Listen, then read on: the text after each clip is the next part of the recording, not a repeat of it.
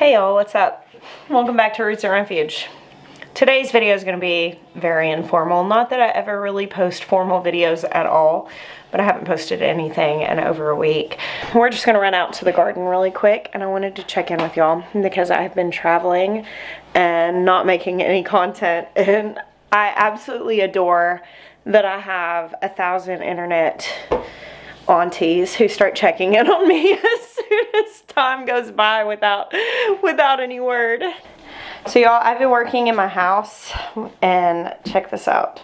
It's a mess in here. I'm not done yet, but I'm pretty proud of how this space is starting to come together. I've actually got to take everything down off this wall so I can paint this wall, but I've been on edge because I did this dark brown in here that's called gardener soil is the color of that paint, which obviously I don't need to explain that why it had the appeal to me, but I'm trying to decide if I want to put that dark brown on this wall. I think it would actually look really good with all this stuff in front of it. I'm not sure yet though. Oh, I don't know. What do you think? It's a little cluttered in here, but I have a lot of stuff. I also finished painting this side of the kitchen as well. I got this one product. I'm not gonna say the name of it yet because the jury's still out. I'm gonna see how it actually is to use. I'm gonna start with the cabinets in my bathroom, my laundry room, but I got this product that like finishes cabinets.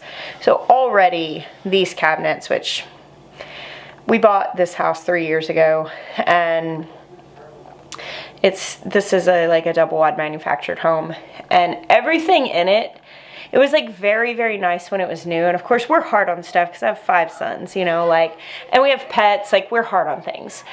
But like there are multiple places on these cabinets where like the veneer is peeling off a little bit. So I thought, you know what, I'm just gonna refinish them. I bought a kit.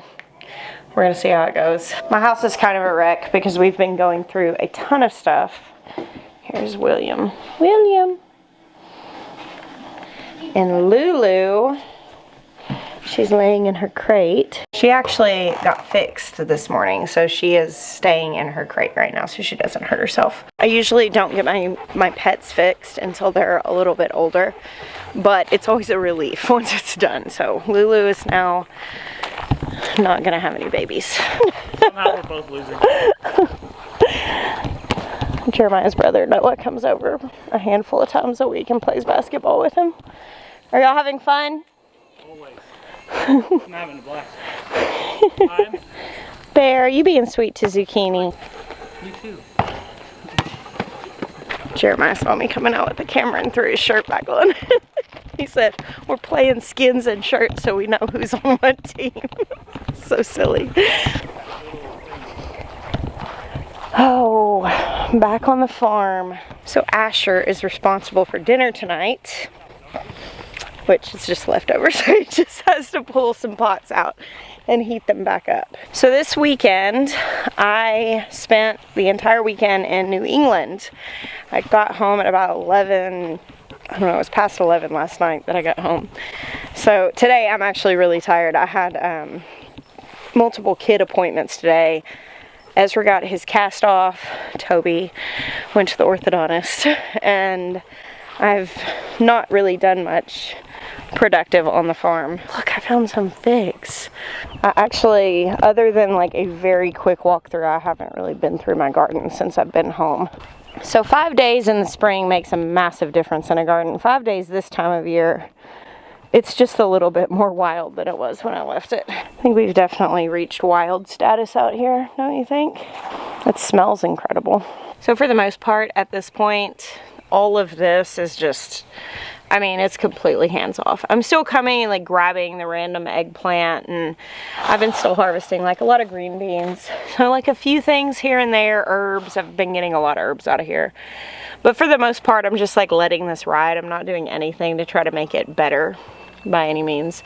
And then as we get closer to the frost and these things start dying off, we'll pull them out and then put the raised bed garden to bed for the winter. I'm not planning anything outside because I have all the high tunnel space. Oh, look at this.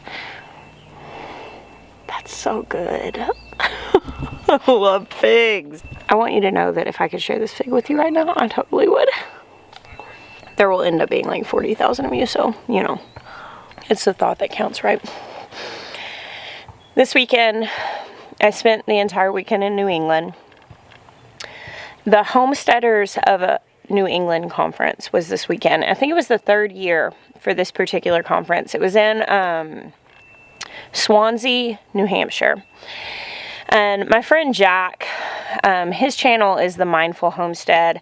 I was actually trying to remember it this weekend when I initially met Jack. And it's one of those things that's kind of blurry because I think we met online and we're like online friends for a couple years before we'd actually met in person. But I've known him for a handful of years. And he has been coordinating the Homesteaders of New England conference.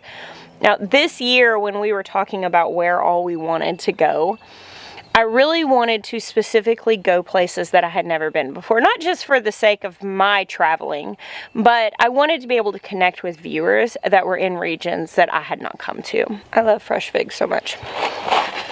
Oh, makes me happy. So when Jack asked me if I would be interested in coming up to New Hampshire, I was like, absolutely. Not only have I never been to New England in my life, I wanted to be able to connect with people. So I went up, spent the weekend in New Hampshire, which was absolutely incredible. The conference was great. I took woefully, few photos, but I was tagged in lots of things. I've been trying to reshare those. It was just a really, really good time. It's always a joy to get to meet viewers for me. It's always, I try to make it as clear as possible because I want to communicate where I'm coming from. And, I hope people believe me. When I come to these things, I am there to meet people. I love meeting people.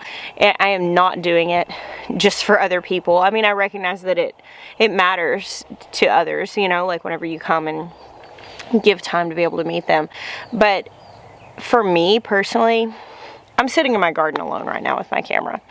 And I recognize that there will be lots of people on the other side of this exchange. But most of what I do and what I have done for the last, several years has been alone with my camera, alone with my computer. And though I see the numbers on the screen, it doesn't really register to me fully. And when I get to go and meet real flesh and bone people that I get to hug and touch and hear their stories and cry with, which I do. I don't even put eye makeup on before I go to conferences. It is this extremely gratifying thing for me personally. It gives a backbone of purpose to all of this solitary work. What do y'all think of this random basil plant growing up through a crack in my walkway? Isn't that hilarious? This is a Thai basil, I believe. It's quite lovely. I have a question, actually. These are Jerusalem artichokes. They've gotten really huge. They've stopped flowering. Am I supposed to wait until the frost to dig the artichokes up, or am I supposed to pull them up before the frost? This is my first time doing these and actually being successful with them. I've tried in the past. But I have a couple more of these raised little beds here that I got on the recent Epic Gardening Botanical Interest sale. And I'm going to put a couple more right here, and I'm going to put these Jerusalem artichokes in each one of them.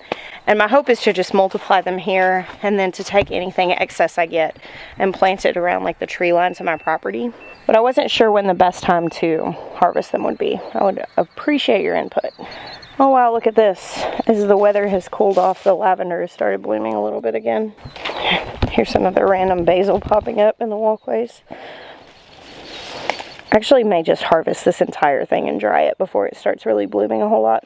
There's always an interesting thing that happens in a southern garden, come September. This is all volunteer celosia coxcomb. Look at it. It's multicolored and beautiful. Isn't that lovely? I should save the seeds from this and plant it on purpose. It's so beautiful. But yeah, as the weather starts cooling off, a lot of the things start blooming again. They start setting. Ooh, girl. Y'all were about, 2 inches from being plunged right through this thing, which wouldn't have been a big deal for you, but my face was right behind you. All right, I broke her loose. She's gonna have to build her web over there, not in the walkway.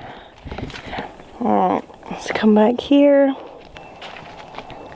My fish are still doing well. There's no real good way for me to show them to you, but there are quite a few mosquito fish in this little ecosystem that I've created here. Like I said, I'm not doing a whole lot back in here. Right now these Mexican sunflowers are growing. We'll chop and drop them.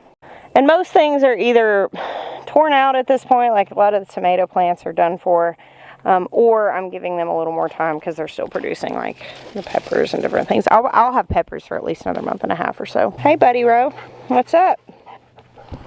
Look at that guinea family. They're such a nuisance. I kind of adore them though, and all of their annoying peskiness.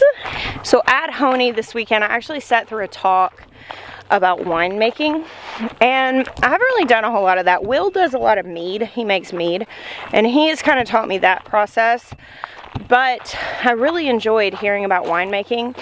I'm not a massive wine drinker, but Rich, the guy who gave the talk, was talking about how he makes his wine like a little on the milder side, and then he mixes it with like bubbly water to kind of just make a refreshing beverage.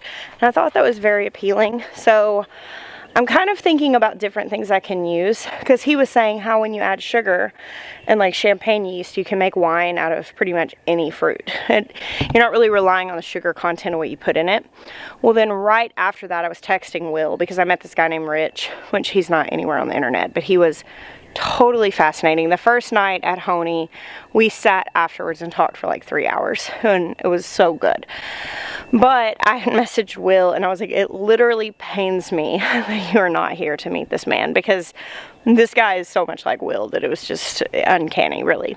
Anyway, he was talking about winemaking. While when I messaged Will sent me a picture of someone who had made wine with peppers and like some other stuff. And I don't know, I just took a bite of that habanero pepper and I'm like, oh, I don't know. I think it's probably frowned upon to start experimenting with wild stuff before you've even done basic stuff.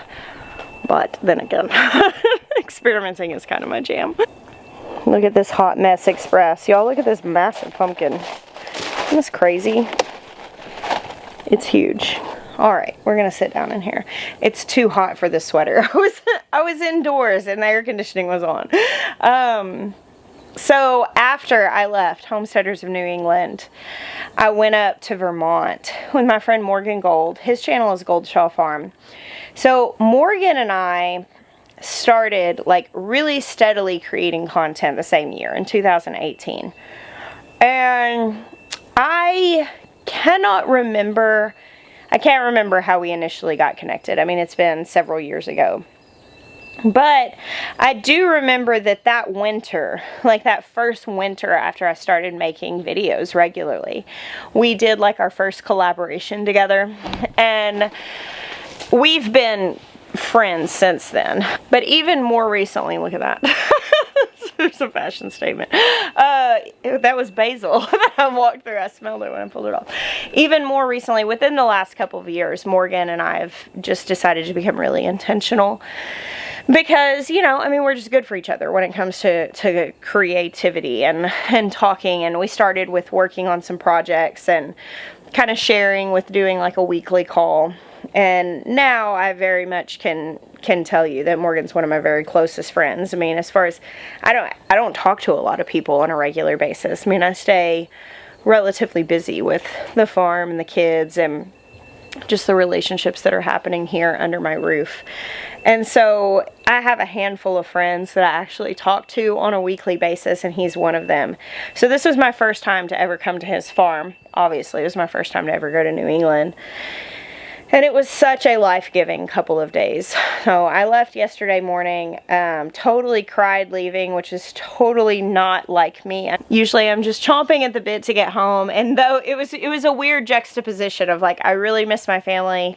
I really want to be at home. But it was just kind of like the bittersweet sadness of like, man, my closest friends in so many cases live across the country from me. And I headed home yesterday, traveled all day, got home last night, hit the pillow at about 11:30, and have spent today catching up with my baby angels and with my sweet Maya, and just feeling incredibly grateful. You know, when I go on these conference weekends, it's the strangest thing. It's the strangest thing to be a content creator in this particular space. Because the very nature of homesteading, I mean, it's really to be unplugged. It's a simpler life. It's kind of pulling out of the rat race, so to speak. It's pulling out of the culture as we've known it.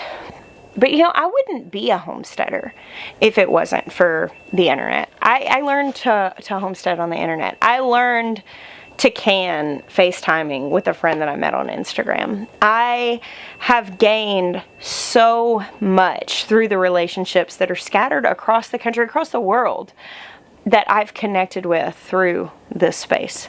It is hard sometimes, you know, like continually turning the camera on and being vulnerable. It is hard. I mean, I would be dishonest if I were to tell you that there were not times. I definitely feel the weight of it sometimes. The criticism and being in the public eye, it's hard. I genuinely look around at the incredible richness of my life. And I am so, so thankful that in the spring of 2018, I thought, you know what? I'm just going to turn the camera on. I'm going to share the garden. I'm going to bring people along. Because it has made all the difference for me. This space is going to change a lot in the next couple of months. We're almost into winter time. Can you believe that? Where did this year go? I feel like this year has gone particularly quick. Thank you guys for hanging out with me today. And truly, thank you. Thank you. Thank you for all the days that you do. God bless you. Until next time.